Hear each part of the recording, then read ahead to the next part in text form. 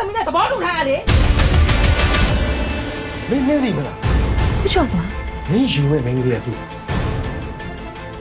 ပါသွားပြီကွာငါပြောတာအဲ့တယောက်ပဲအပြေခေါ်လို့ရတယ် ကျွန်တော်ကဘာထဲမှာနင်းစီအစင်မပြေတော့ဘူးဆိုရင်ကျွန်တော်ကနင်းစီရဲ့ကဘာထဲကိုလိုက်သွားမှရတော့ ငါစိတ်ပိုင်လိုက်မစိတ်မပိုင်မလိုက်ဘူးဒီနေ့ငါစိတ်မပါလို့မလိုက်ဘာဖြစ်လဲ တို့ကမင်းကိုဘိုင်နှင်းခေါ်ထားတာယူကမိမကြီးစိတ်ဝင်စားတယ်သူပေါ့ဟေးတို့ကဘာလာတောင်းနေနော် နင်းစီကအဖေတုံးလို့အဲ့ဘဝကိုရောက်တာကိုစီးရဲ့ညင်ဟာ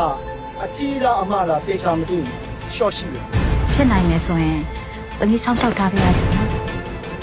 ကိုဖြစ်လို့လေ မင်းကငါစလုံးရှေ့ကပေါင်းတယ်လို့ကြာစီထားတာလား ကျွန်တော်ခမားပါဇက်ကသားလို့မခေါ်နဲ့ဗျာ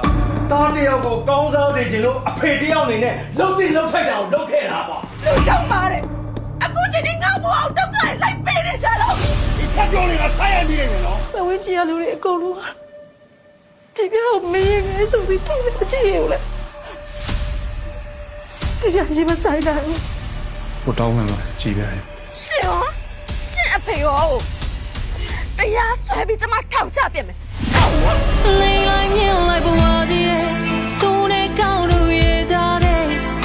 ဘာတွေမှားနေလဲမှန်တရားကိုရှာမတွေ့ခဲ့ချင်ရခရီးတော့ဧည့်သည်ဒီရဲ့မှာခုနာခဲ့တယ်ပုံမျိုးလေးတွေထဲမှာကိုကိုချမ်းသွားခဲ့